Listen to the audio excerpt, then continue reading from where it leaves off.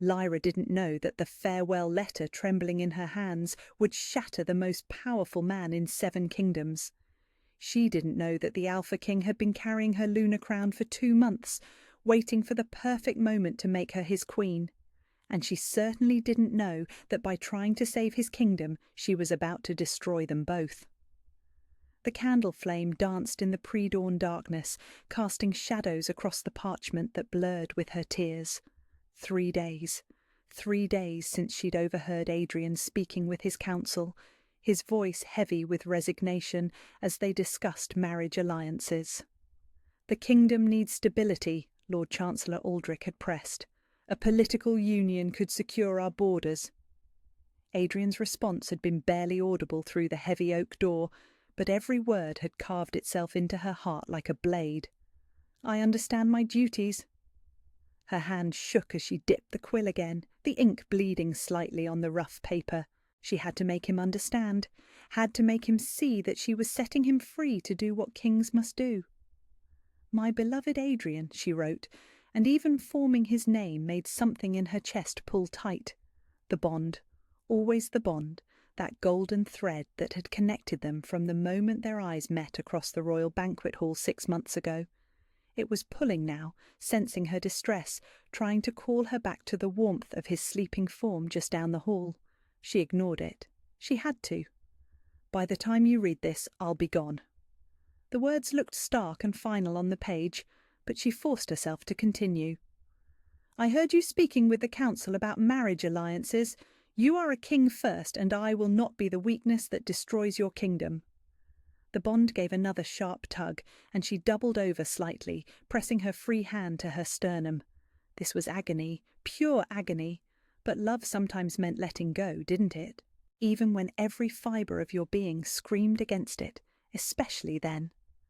"What we had was beautiful," she continued, and the memories rushed back unbidden. His hands in her hair the first time he kissed her. The way he'd looked at her when she served wine at the royal banquet, like she was the only person in the room.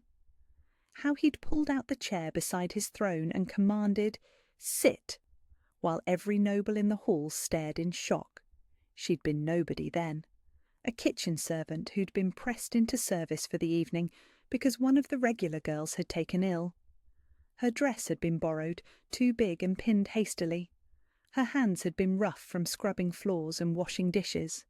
But when Adrian looked at her, she'd felt like a queen.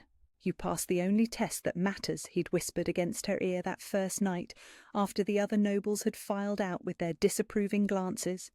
"You see me, not the crown, not the title, me." Her tears fell freely now, splotching the ink. She set the quill aside and buried her face in her hands. How could she leave him? How could she walk away from the only person who'd ever made her feel like she belonged somewhere? But she'd heard the resignation in his voice when the council spoke of political marriages. She'd seen the weight of the crown pressing down on his shoulders these past months. A king needed a queen who could bring armies to his cause, treaties to his table, gold to his coffers. Not a woman who brought nothing but love. Love wasn't enough. Not when kingdoms hung in the balance.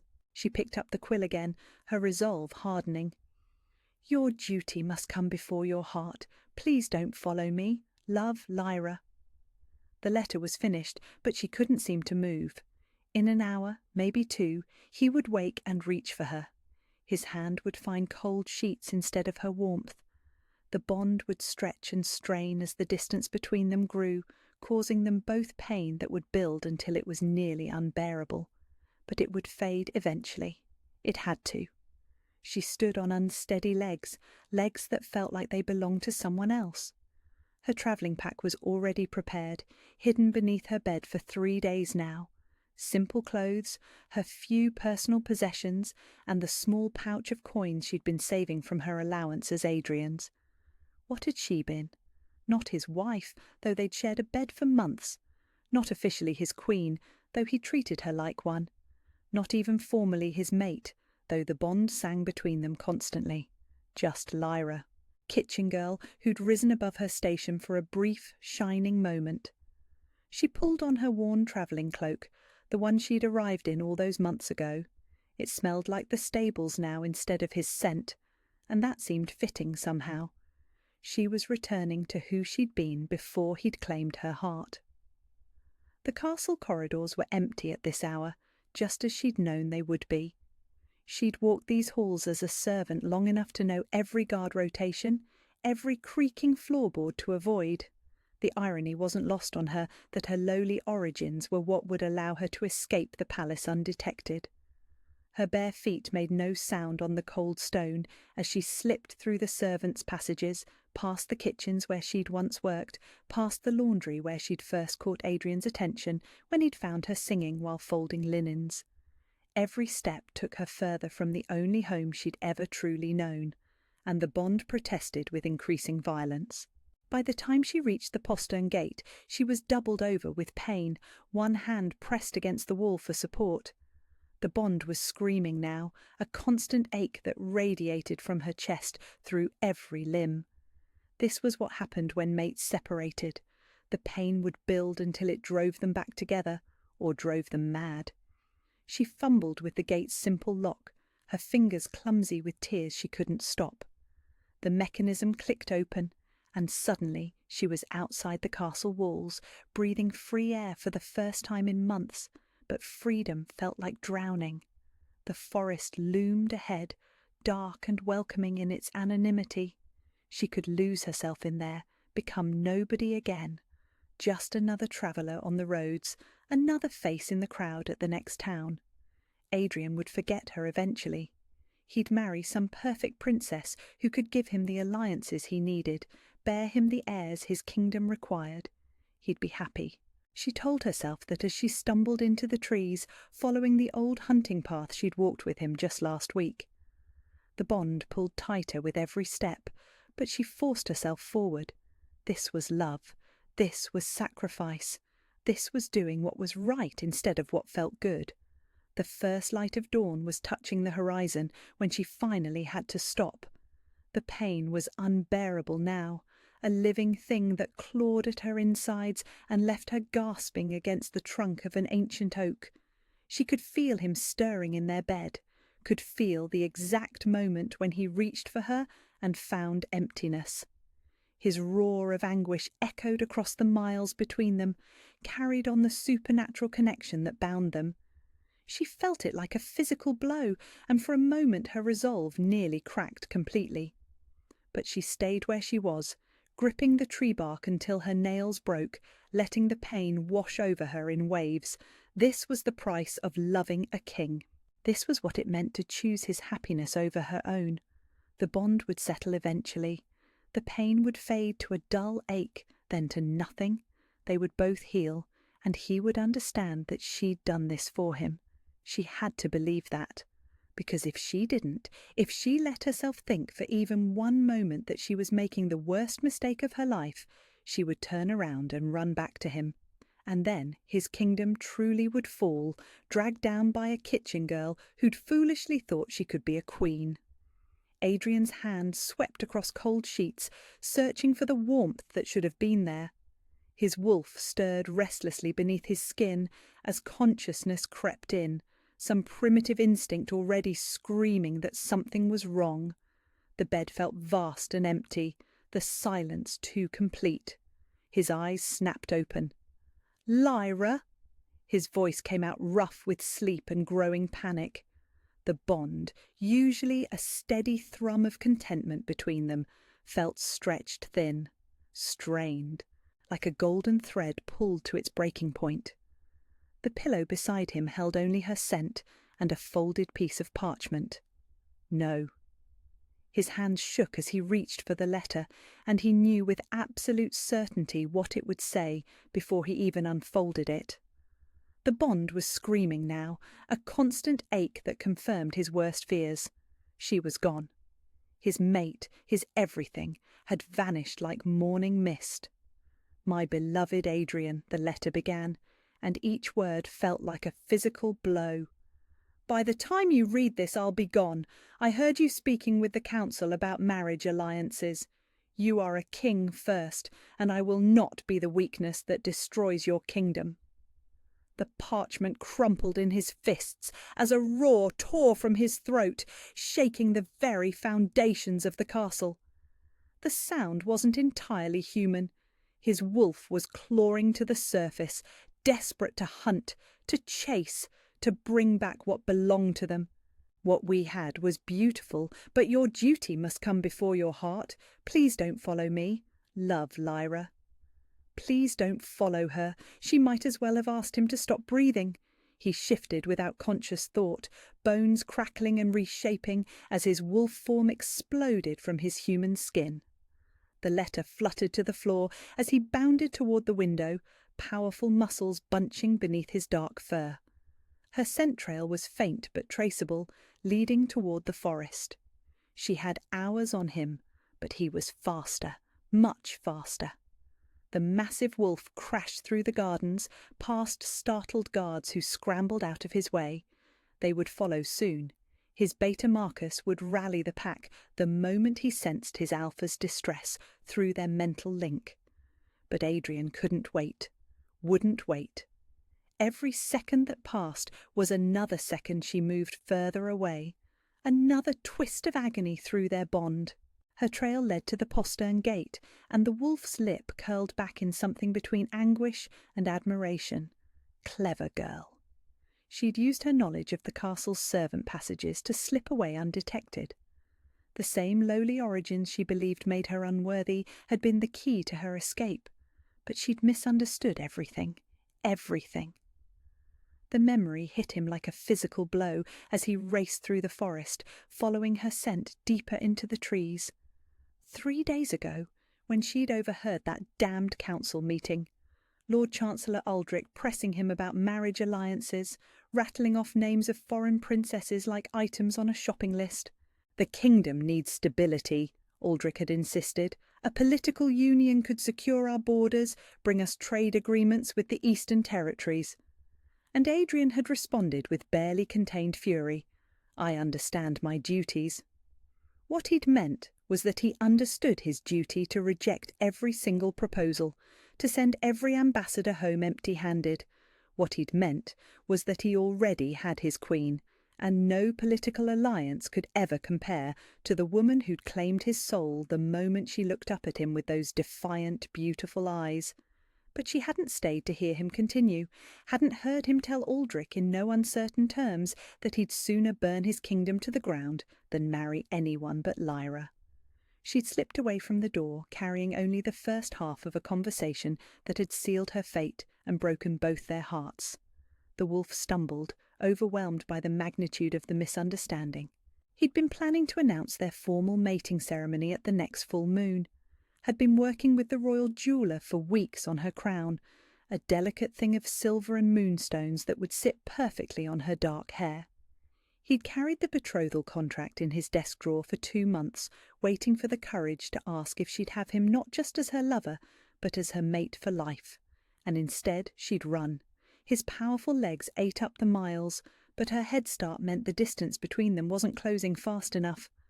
The bond stretched and strained with every step, sending waves of agony through both of them. He could feel her pain echoing through their connection, could sense her stumbling as the separation grew more unbearable. "Hold on," he projected desperately, though he wasn't sure she could hear him at this distance. "Hold on, love, I'm coming." The forest blurred past him in shades of green and brown, but all he could focus on was her scent growing stronger. She'd stopped here, by this stream, to drink and rest. The lingering traces of her tears made his wolf whimper with distress. She was in agony too, fighting their bond with every step, forcing herself forward despite the pain that was surely crippling her by now. Stubborn, impossible, beautiful woman. Did she really think he'd choose duty over love? Did she truly believe there was any force in 7 kingdoms that could make him give her up? The trail continued east, toward the port city, and his heart sank. If she reached the docks, she could disappear onto any number of ships heading to God's new where. He could lose her completely, and the thought made his wolf howl in desperation. But there was something else mixed with her scent now. Blood, just a trace, but enough to send him into a near-feral state of panic. She was hurt. His mate was injured and alone, pushing herself beyond her limits in some misguided attempt to save a kingdom that meant nothing to him without her in it. The wolf ran harder, his massive paws pounding against the forest floor. Behind him, he could hear the distant sound of horses, Marcus and the others finally catching up. But they were too far back to help, and this was something he had to do alone anyway. She was his mate, his responsibility, his heart walking around outside his body. And he'd be damned if he let her slip away based on a misunderstanding that could have been cleared up with a single conversation. The scent trail led to a clearing where she'd rested again, and he could see the impression her body had left in the grass. She'd curled up against a tree, probably overwhelmed by the bond pain, and he could smell the salt of her tears soaked into the earth. The image of her alone and suffering made something primal and protective roar to life in his chest. He was going to find her. He was going to bring her home. And then he was going to spend the rest of their very long lives making sure she never doubted her place beside him again. The sun was climbing higher, painting the forest in dappled gold, and her trail was getting fresher. She was weakening, slowing down, the bond separation taking its toll on her mortal body. His wolf form could endure the pain longer, but she was fighting a losing battle against a supernatural force that demanded their reunion. Good. Let the bond work in his favour for once. Let it drag her back to him kicking and screaming if necessary, because he wasn't giving up. Not on her, not on them, not on the future he'd been dreaming of since the night she'd first smiled at him across a crowded banquet hall. The port city was still miles ahead, but he was gaining ground with every stride. And when he found her, not if, when, he was going to make absolutely certain she understood the truth. He wasn't a king who'd happened to fall in love. He was a man who'd found his mate and would move heaven and earth to keep her. The crown was just an accessory. She was everything that mattered. The trading post appeared through the morning mist like a mirage, its weathered walls and crooked chimney the most beautiful sight Lyra had ever seen. Her legs gave out the moment she reached the wooden steps, and she collapsed against the railing, gasping as another wave of bond pain crashed over her. How long had she been walking? Hours? It felt like days. The supernatural ache in her chest had grown steadily worse, until every breath was an effort and every step felt like walking through molten glass. This was what happened when mates separated. She'd heard the stories whispered among the older servants, tales of wolves who'd gone mad from the pain or died from the strain. She wouldn't die. She couldn't. Adrian needed her to live, even if he didn't need her to stay. The innkeeper who answered her knock was a weathered woman with kind eyes that immediately softened when she saw Lyra's condition. "Gods above, girl, you look half dead. Come in, come in." Lyra stumbled through the doorway, her vision blurring at the edges. I need passage to the port city, and a horse if you have one." "What you need is rest and a hot meal," the woman said firmly, guiding her to a chair by the fire. "When's the last time you ate something?"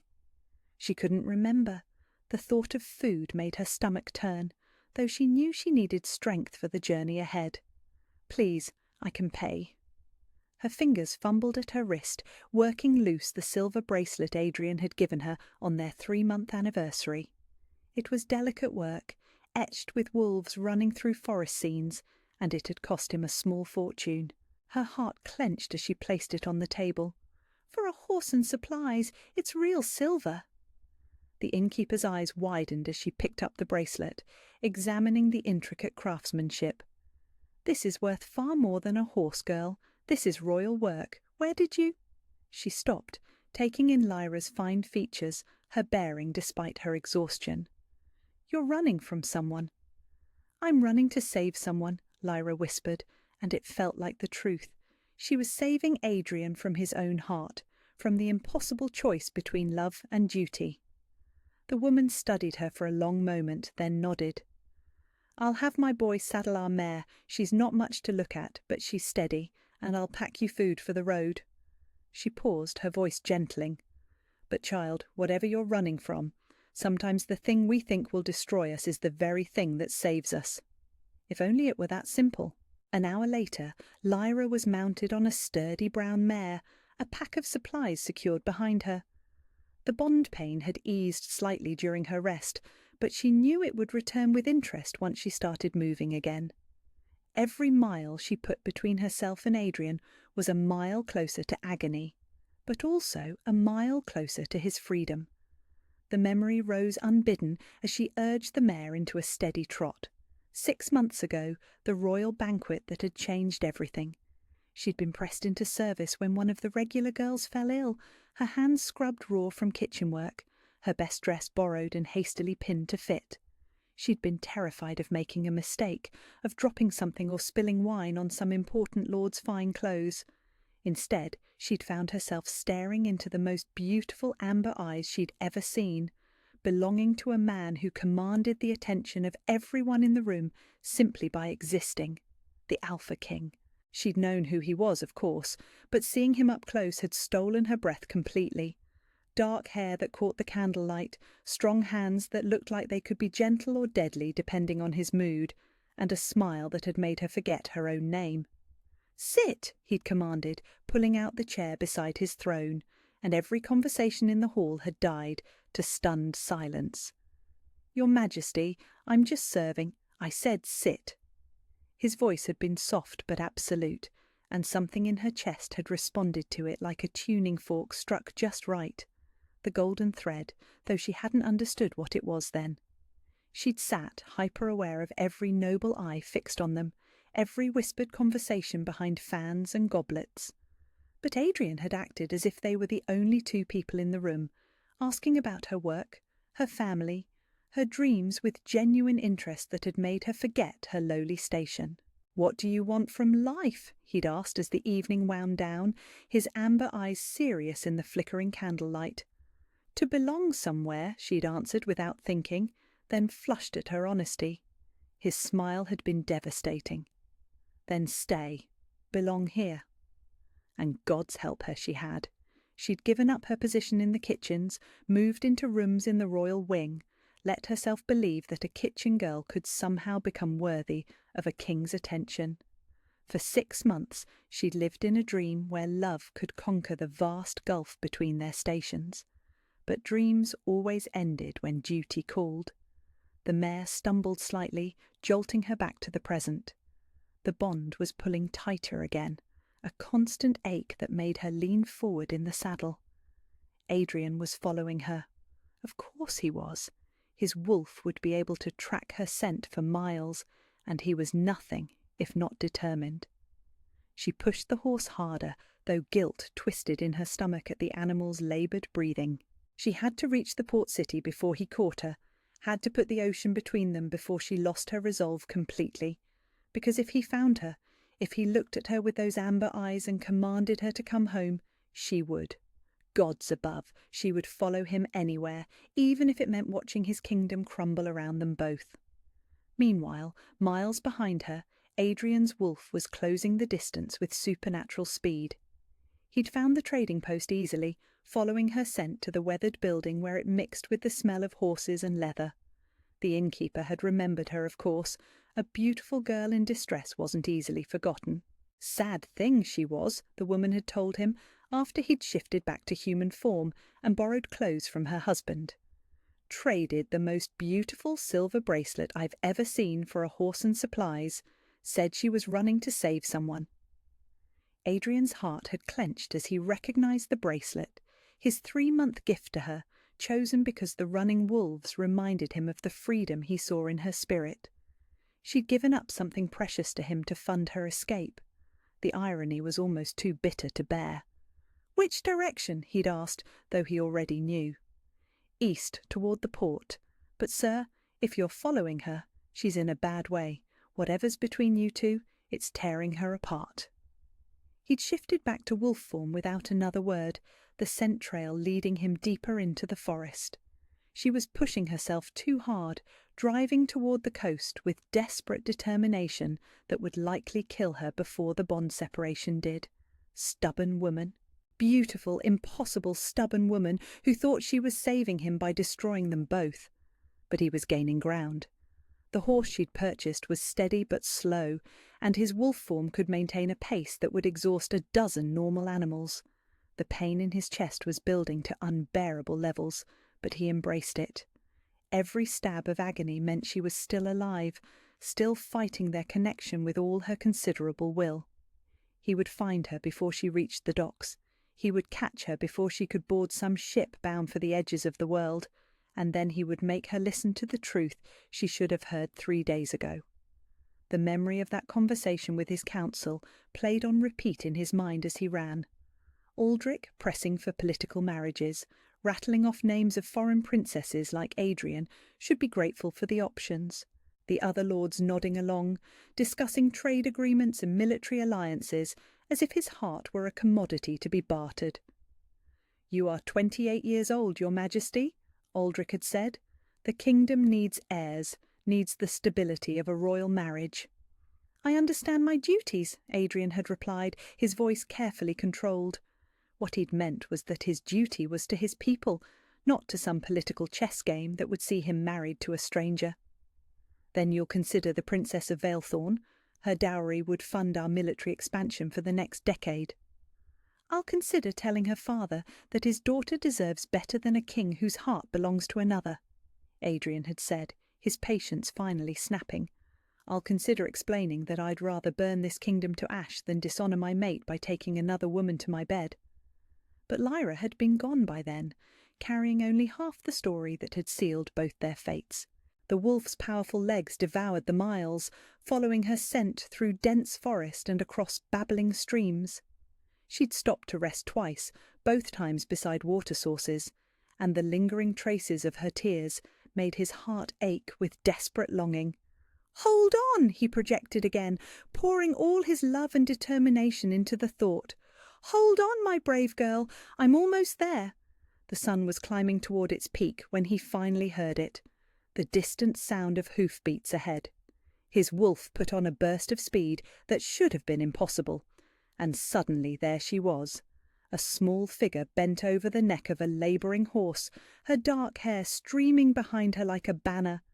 She was beautiful even in her desperation, even in her pain.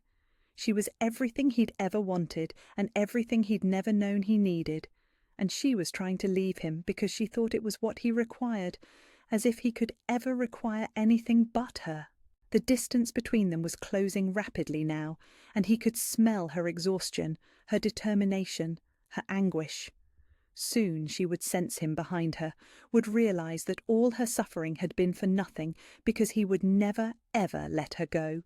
His mate, his queen, his stubborn, self-sacrificing, perfect woman who thought she wasn't worthy of a crown that had been made for her alone. She was about to learn otherwise. The port city of Sea Haven sprawled before Lyra like salvation and damnation rolled into one.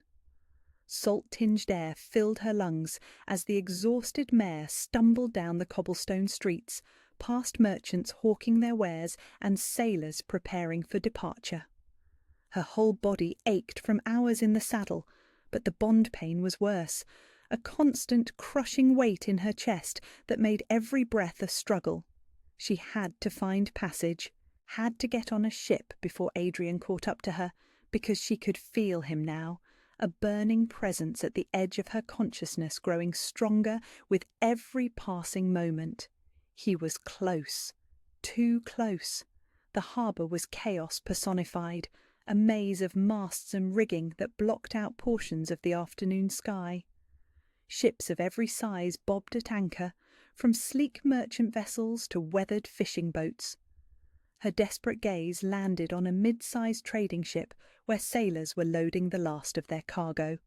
"Please," she gasped, sliding down from her horse so abruptly that she nearly collapsed.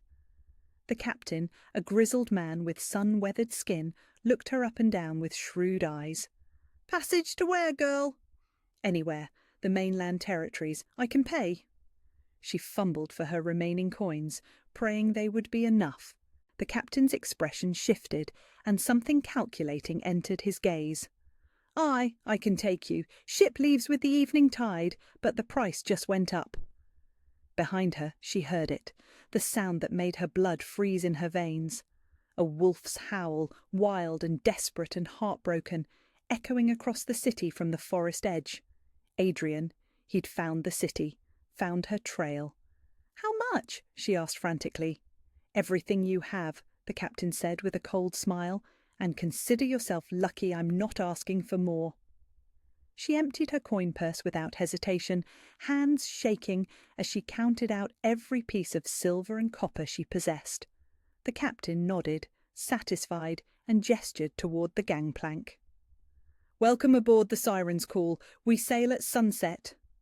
Lyra stumbled up the narrow wooden plank, the bond pulling so violently now that she had to grip the rope railing to keep from falling. The ship rocked gently beneath her feet, and for one horrifying moment she thought she might be sick. But she forced herself to stay upright, to move toward the ship's rail where she could see the city spreading out below. And that's when she saw him. Adrian stood at the harbour's edge, still in human form but barely. His clothes were torn from his frantic shift back from Wolf, his dark hair wild, his amber eyes scanning the dozens of ships with desperate intensity. Even from this distance she could see the anguish written across his face, the way he held himself like a man in physical pain. Because he was in pain. The same crushing agony that was slowly killing her was tearing him apart too, and it was all her fault. Their eyes met across the water, and the bond between them snapped taut like a physical blow. She gasped, doubling over as the connection flared to life with renewed intensity. His name fell from her lips before she could stop it. "Adrian." He heard her somehow, over the noise of the busy harbour, and his head whipped toward her ship. For a moment they simply stared at each other, two souls torn apart by misunderstanding and duty, separated by mere yards of dark water that might as well have been an ocean. Then he was moving, pushing through the crowd with supernatural speed, his voice carrying across the distance between them. "Lyra, you forgot to say goodbye properly." The words hit her like arrows, each one finding its mark in her already shattered heart. She gripped the ship's rail until her knuckles went white, fighting every instinct that screamed at her to jump into the water and swim back to him. "This is goodbye, Adrian," she called back, her voice breaking on his name. "Your kingdom needs you." He reached the dock directly below her ship, and she could see the wild desperation in his eyes, the way his hands clenched and unclenched, as if he was fighting the urge to shift back to his wolf form and simply leap onto the vessel. "I need you," he shouted, his voice raw with emotion. "The kingdom means nothing without you in it." He was pulling off his shirt, preparing to dive into the harbour when they appeared. City guards, at least a dozen of them, surrounding him with drawn weapons. Their leader, a man in fine clothes that marked him as nobility, stepped forward with a satisfied smile. "By order of the Council of Lords," the man announced, his voice carrying clearly across the water, "King Adrian of the Northern Territories, you are under arrest for abandoning your royal duties and bringing shame upon the crown." Lyra's blood turned to ice. This was wrong. This was all wrong. The council was supposed to be advising Adrian, not arresting him, unless. "You were right to leave, girl," the ship's captain said quietly beside her, and there was something oily in his voice that made her skin crawl. "Though perhaps you should have done it sooner, might have saved us all some trouble." She spun to face him, her heart hammering with sudden understanding. "You're working with them, the council lords. They paid you to make sure I couldn't come back." His smile was cold and satisfied. "Paid me very well, as a matter of fact. They've been waiting for an opportunity like this for months, wanting to remove a king they considered too soft, too distracted by pretty servants to rule properly. Your little love story gave them exactly the excuse they needed." Down on the dock, Adrian was fighting. Not to escape, Lyra could see that he was holding back, not wanting to hurt men who were only following orders. But his wolf was close to the surface, his control fraying as the bond between them stretched to its breaking point. "Release me!" he growled, his voice carrying the authority of an alpha, even surrounded by enemies. "I am your king." "You were our king," the council lord corrected. "Now you're a man who chose personal desires over the good of the realm. The council has voted. You are unfit to rule." "No!" The word tore from Lyra's throat as she watched them overwhelm Adrian through sheer numbers. Silver chains, the only thing that could hold a wolf shifter, appeared as if by magic, wrapping around his wrists and ankles. The metal burned his skin, but he barely seemed to notice, his wild gaze fixed on her ship as it began to pull away from the dock. "Lyra!" His voice was anguish and fury and desperate love all rolled into one. "Fight them! Fight for us!" The ship was moving now, caught by the evening tide that was carrying them toward open water.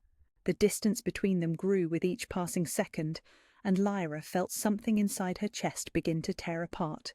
This wasn't supposed to happen. She'd left to save his kingdom, not destroy it.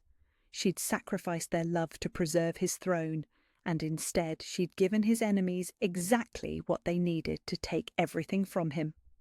"Turn the ship around," she demanded, whirling on the captain with fury blazing in her eyes. "Turn it around now." "I'm afraid that's not possible," he said with mock regret. "We have a schedule to keep, and my employers were very specific about making sure you reach the mainland safely, far away from any complications."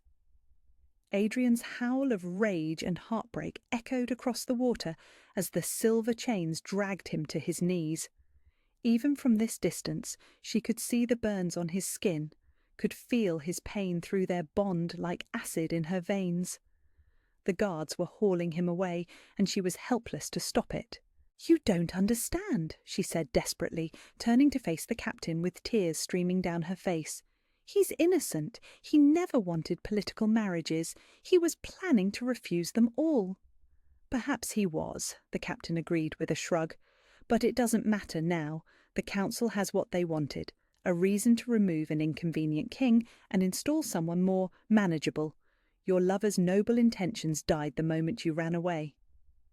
The city was shrinking behind them now, the harbour becoming a collection of distant lights as full darkness settled over the water.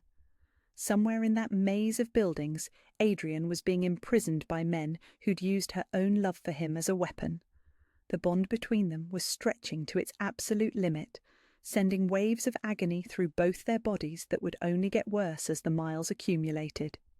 She gripped the ship's rail and made a choice that went against every instinct of self-preservation she possessed. "I'm going back." The captain laughed, a sound devoid of warmth or humour. "I'm afraid that's not an option, my dear. My orders were quite explicit. You don't set foot on dry land until we reach the mainland territories." Lyra looked out at the dark water rushing past the ship's hull, calculating distances and currents, and her own chances of survival. The water was cold, the swim back to shore would be brutal, and she had no guarantee she could even make it to the harbour alive. But Adrian was in chains because of her. His kingdom was falling because she'd run away. Their love had been turned into a weapon against everything they'd tried to protect. She thought about the first night they'd spent together, when he'd whispered against her skin that she was his anchor, his reason for being a better king than his father had been. She thought about the way he looked at her like she was precious beyond measure, like she was everything he'd never known he needed. And she thought about the crown he'd mentioned once in passing, the lunar crown that had been gathering dust in the royal vault for 3 generations. "Waiting for the right woman," he'd said with a smile that had made her heart skip. "Waiting for you." She'd run because she thought she wasn't worthy of that crown, wasn't strong enough to be the queen his people deserved. But watching him being dragged away in chains while she sailed to safety, she realised she'd had it backwards all along. She wasn't too weak to be his queen. She'd been too afraid to fight for the only thing that had ever truly mattered. Not any more. Lyra swung her legs over the ship's rail, and before the captain could react, she was diving headfirst into the dark, churning waters of the harbour. The The cold hit her like a physical blow, driving the air from her lungs and sending shockwaves through her already aching body. But the bond flared to life as she struck out toward shore, pulling her forward like a golden rope thrown to a drowning woman. Adrian was somewhere in that city, chained and imprisoned, and believing she'd abandoned him to save herself. Time to prove him wrong. The harbour water was brutal, colder than anything Lyra had ever experienced, salt burning her throat as waves crashed over her head. But the bond pulled her forward like a lighthouse beam, growing stronger with every stroke toward shore. She could feel Adrian's anguish through their connection, his rage at being chained while she sailed away, and it gave her strength she didn't know she possessed. Her waterlogged dress dragged at her limbs, threatening to pull her under, but she fought against the current with desperate determination. Behind her she could hear shouts from the ship's crew, the captain's furious voice carrying across the water as he realised his valuable cargo had literally jumped ship.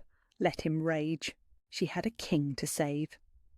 By the time she hauled herself onto the harbour dock, her lungs were burning and her whole body shook with exhaustion. But there was no time to rest. Somewhere in this maze of buildings, Adrian was imprisoned, and every second she wasted was another second his enemies had to consolidate their power. The Port Authority building loomed ahead, a squat stone structure that reeked of corruption and silver-burned wolf. She could smell it now, Adrian's scent mixed with pain and fury, the metallic tang of the chains that were slowly poisoning his supernatural system. The front entrance was heavily guarded, but Lyra had spent 6 months learning castle layouts, understanding how servants move through buildings unseen. Every official structure was the same, built by the same architects, following the same basic patterns. There would be service entrances, storage rooms, passages designed for people nobody noticed. She slipped around to the back of the building, her wet hair plastered to her skull, her dress leaving a trail of seawater on the cobblestones.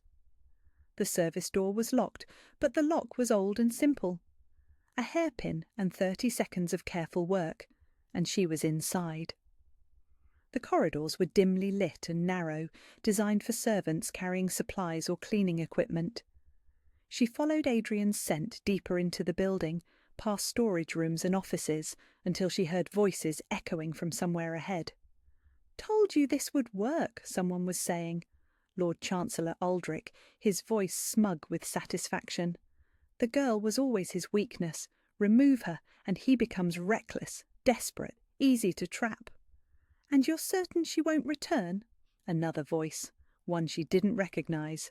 "The captain has his orders. She'll be halfway to the mainland territories by morning, and by then it won't matter. We'll have Adrian declared unfit to rule, install Prince Garrett as regent, and the kingdom will finally have the stable leadership it needs." Lyra's blood boiled. They'd used her love for Adrian as a weapon, turned her desperate sacrifice into the key to destroying everything he'd built. But they'd underestimated one crucial thing. She wasn't just some lovesick girl who would disappear quietly into the night. She was his mate, his Luna, and she was done running.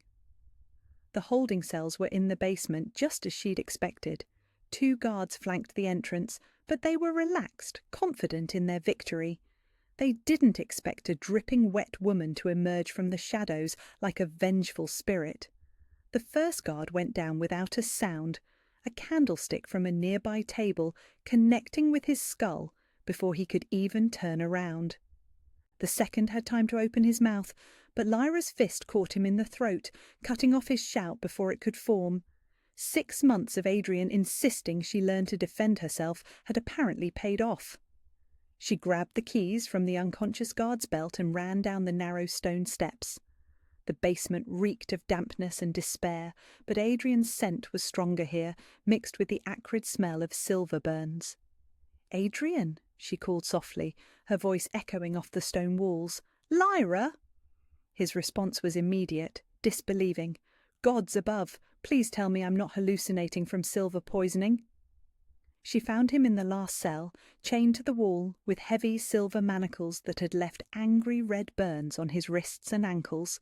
His clothes were torn, his dark hair dishevelled, but his amber eyes blazed with fierce joy when he saw her. "You came back," he said, his voice rough with emotion. "I couldn't leave you," she whispered, fumbling with the keys. "I couldn't leave you to face this alone."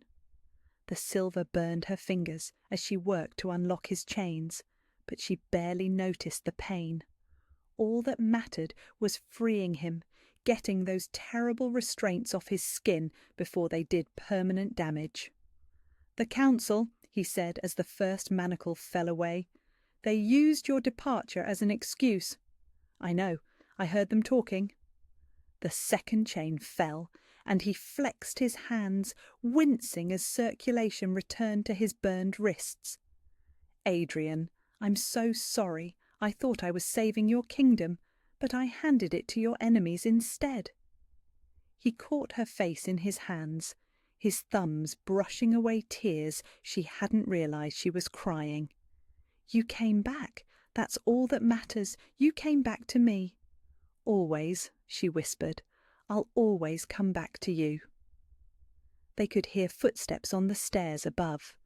Someone had discovered the unconscious guards. Adrian's eyes hardened, his wolf rising to the surface as his protective instincts flared to life. "Stay behind me," he commanded, but Lyra shook her head. "No, we fight together or we don't fight at all." His smile was fierce and proud and absolutely devastating. "That's my Luna." The guards who came down those stairs expecting to find a chained king instead found a mated pair ready for war. Adrian's wolf strength, no longer dampened by silver, made him a force of nature, but Lyra surprised them all. The quiet servant girl they dismissed as harmless fought like a woman possessed, using every dirty trick Adrian had taught her and a few her desperation invented on the spot. They carved through the guards like a blade through silk, the bond between them making them move as one entity, anticipating each other's actions with supernatural precision. By the time they reached the basement stairs, 6 men lay unconscious behind them. "The city centre," Adrian said as they climbed. "They'll be addressing the people, trying to legitimize their coup. If we can reach the crowd—" "We expose them," Lyra finished. "Show everyone what really happened." They emerged from the building into chaos. Word of Adrian's escape had spread quickly, and the city centre was packed with people. Some supporters, some council loyalists, all of them confused and frightened by the night's events. Lord Chancellor Aldrich stood on a raised platform, his voice carrying clearly across the square. Abandoned his duties for base desires, King Adrian has proven himself unfit to rule, caring more for a servant girl than for the welfare of his people. Funny thing about that, Adrian's voice cut through the night like a blade, and the crowd turned as one to see him emerge from the shadows, with Lyra at his side. "I was never given a chance to explain my position." Aldrich's face went white as Adrian stepped into the torchlight, his royal bearing unmistakable despite his dishevelled appearance. "You were arrested for abandoning." "I was arrested," Adrian said, his voice carrying to every corner of the square, "for refusing to marry foreign princesses when I already had my queen." He pulled Lyra forward, and she saw him reach into his torn jacket, producing something that made her heart stop. A crown. Delicate silver set with moonstones that caught the torchlight and threw it back in scattered rainbows. The Luna crown, the one that had been waiting in the royal vault for 3 generations. "I present your Luna Queen," Adrian announced, his voice ringing with absolute authority. "The woman I would die for, live for, and rule beside. The woman who sacrificed everything she thought she wanted to save a kingdom that was never in danger." The crowd stirred, whispers rippling through the gathered people as Adrian placed the crown on Lyra's head. It fit perfectly, as if it had been made for her alone. "I ran," Lyra said, her voice shaking but carrying clearly across the square. "Because I thought his duty mattered more than our love. I was wrong. Love is the duty that matters most. A king who doesn't understand love will never understand his people." Aldrich was sputtering, trying to regain control of the narrative, but the crowd was turning. They could see the truth written in Adrian and Lyra's faces, could feel the love and determination radiating from the mated pair like heat from a forge. "She's nobody," Aldrich shouted desperately. "A servant, unworthy of—" "She is everything," Adrian interrupted, his voice deadly quiet. "And any man who says otherwise can take it up with me personally." The threat hung in the air like smoke, and suddenly the square was filled with Adrian's supporters, Marcus leading a contingent of loyal guards, nobles who had always backed their king, common folk who remembered Adrian's fairness and compassion. The council's coup was crumbling before their eyes. "You forgot to say goodbye properly," Adrian said softly, pulling Lyra close as the crowd cheered around them. "Because this isn't goodbye, this is hello forever." "Hello forever," she whispered against his lips, and when he kissed her, the bond between them blazed to life like a star being born. The kingdom was theirs, the crown was hers, and for the first time since she'd written that terrible letter, Lyra truly believed she was worthy of both. 3 weeks later, Lyra woke to sunlight streaming through the tall windows of their bedchamber, and Adrian's arm tightened around her waist, pulling her closer against his warm chest. The bond hummed between them, no longer the source of agony it had been during their separation, but a constant thread of contentment that coloured every moment with quiet joy. "Good morning, my queen," he murmured against her neck, his voice rough with sleep and affection.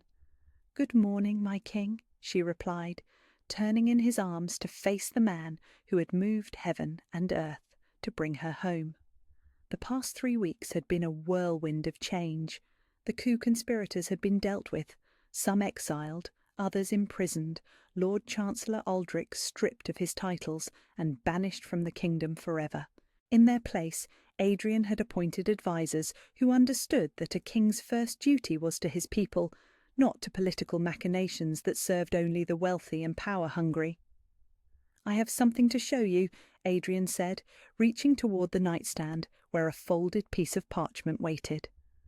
Lyra's heart clenched as she recognised it, the farewell letter she'd left all those weeks ago, the one that had started their desperate chase across the kingdom. "Adrian, you don't need to—" "I kept it," he said softly, unfolding the tear-stained paper. "Read it again, now, with everything we know." She took the letter with trembling fingers, scanning the words she'd written in desperation and heartbreak. "My beloved Adrian, by the time you read this I'll be gone. I heard you speaking with the council about marriage alliances. You are a king first, and I will not be the weakness that destroys your kingdom." Her voice broke on the last words, and Adrian caught her chin gently, tilting her face up to meet his amber eyes. "Do you see it now?" he asked, "the flaw in your reasoning?" "I thought I was protecting your kingdom," she whispered. "You were protecting something that was never in danger," he said, taking the letter from her hands. "Because you are not my weakness, Lyra. You never were. You are my strength." He stood and walked to the fireplace, and she watched as he held the parchment over the flames. "No more goodbyes," he said, as the paper caught fire, curling and blackening until nothing remained but ash. "Only hellos and see you soons." The simple ceremony they'd had a week ago had been perfect. Nothing like the grand political spectacle Lyra had once imagined royal weddings to be. Just them, their closest friends, and vows that had been written from the heart rather than dictated by tradition. "I promise never to run from our love again," she had whispered as he slid the simple silver band onto her finger. "I promise to always chase you home if you do," he had replied, his own vow making her laugh through her tears. Now she wore 2 rings, the simple wedding band they'd chosen together, and beside it a more elaborate piece set with moonstones that matched her crown. Queen's rings, but she was still getting used to that title. "The council meeting," she said, remembering their morning obligations. "Lord Marcus wanted to discuss the new trade agreements with the Eastern Territories." "Lord Marcus can wait," Adrian said, returning to bed and pulling her back into his arms. "The Eastern Territories have waited 3 months for these negotiations, They can wait another hour." She laughed, the sound bright and free in the morning air. "That's no way for a responsible king to talk." "I am a responsible king," he said seriously, his hands framing her face. "I'm responsible for my people's welfare, for the kingdom's prosperity, and for my queen's happiness, in that order." "Your queen is very happy," she assured him, and it was true. The bone-deep contentment she felt now was nothing like the desperate, fragile joy she'd known before. This was solid, built on truth and understanding, and the kind of love that could survive separation and misunderstanding and come back stronger. The morning passed in lazy contentment, but eventually duty did call. They dressed together, Lyra in a simple gown of deep blue silk that brought out the silver of her crown, Adrian in the black and gold that marked him as king. But when she reached for the delicate lunar crown, he stopped her. "Leave it," he said. "Today you're just my wife, helping me bore a bunch of old men to tears with trade negotiations." "Just your wife," she repeated with raised eyebrows. His smile was devastating. "Never just anything. You're my wife, my queen, my mate, my anchor, my heart. But today we're simply Adrian and Lyra, working together to make our kingdom a better place." The council chambers had been restructured along with the council itself. Gone was the massive oak table that had separated the king from his advisers, replaced with a round table where everyone sat as equals. Lyra had her own chair now, her own voice in the proceedings, and if some of the older lords still struggled with the concept of a queen who'd once served wine at royal functions, well, they were learning to adapt. "The Eastern Territories are willing to reduce tariffs on grain imports," Lord Marcus reported, "in exchange for preferential treatment on our silver exports." "What do you think?" Adrian asked, turning to Lyra with the same serious attention he gave his most experienced advisers. She'd spent the past 3 weeks learning everything she could about trade routes and economic policy, determined to be worthy of the trust he'd placed in her. "The grain imports would help with the food shortages in the northern provinces, but we should negotiate for a sunset clause on the silver preferences. If our mines become more productive, we'll want the flexibility to renegotiate." Adrian's smile was proud and warm. "Agreed. Marcus, propose a 3-year term with renegotiation options." The meeting continued for 2 hours, covering everything from infrastructure improvements to diplomatic relationships with neighbouring kingdoms. Lyra contributed to every discussion, her perspective as someone who'd lived among the common people, bringing insights that the noble-born council members often missed. When they finally adjourned, Adrian caught her hand as they walked back toward their chambers. "You realise what you've done, don't you?" he said. "Helped negotiate more favourable trade terms?" "Prove to everyone in that room that I made the right choice," he said, stopping in the middle of the corridor to pull her into his arms. "Not just in loving you, but in trusting you with the kingdom's future." That evening they walked through the castle gardens as the sun set, painting the sky in shades of gold and crimson. The same gardens where Lyra had once worked as a servant, tending to flowers she'd never imagined she'd one day walk among as an equal. "Any regrets?" Adrian asked as they paused beside the fountain where he'd first kissed her. "Only one," she said, and his expression grew concerned until she continued. "I regret that it took me so long to realise that love isn't something that weakens a kingdom. It's something that strengthens it. And now? Now I know that a king who doesn't understand love will never understand his people," she said, echoing the words she'd spoken in the city square weeks ago. "And a queen who's afraid to claim her place beside him can never serve them properly." 6 months later, Lyra sat in their favourite spot in the garden, her hand resting on the gentle curve of her growing belly, watching Adrian read to their unborn child from a book of ancient fairy tales. His dramatic voices for the various characters made her laugh, the sound carrying across the peaceful evening air. "And they lived happily ever after," he finished, closing the book and pressing a gentle kiss to her stomach. "Though I think our story is much better." "Because it's real?" she asked. "Because it's ours," he replied, his hand covering hers on her belly. because we chose each other every day, even when it was hard, even when duty and fear and misunderstanding tried to pull us apart.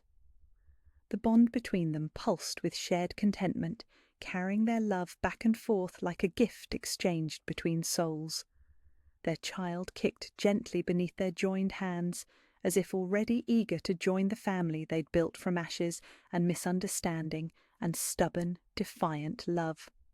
"I love you," Lyra whispered, the words as natural as breathing. "I love you too," Adrian replied, leaning up to kiss her softly. "My queen, my mate, my everything."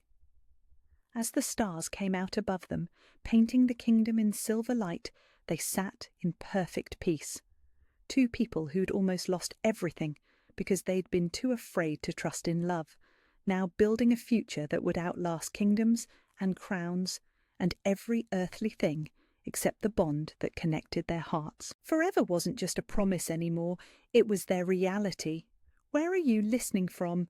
I love hearing about couples who choose each other every day, who fight for their love even when the world tries to pull them apart. If you'd like to support more stories like this, please subscribe. It's free and it helps more people hear these stories of love conquering all.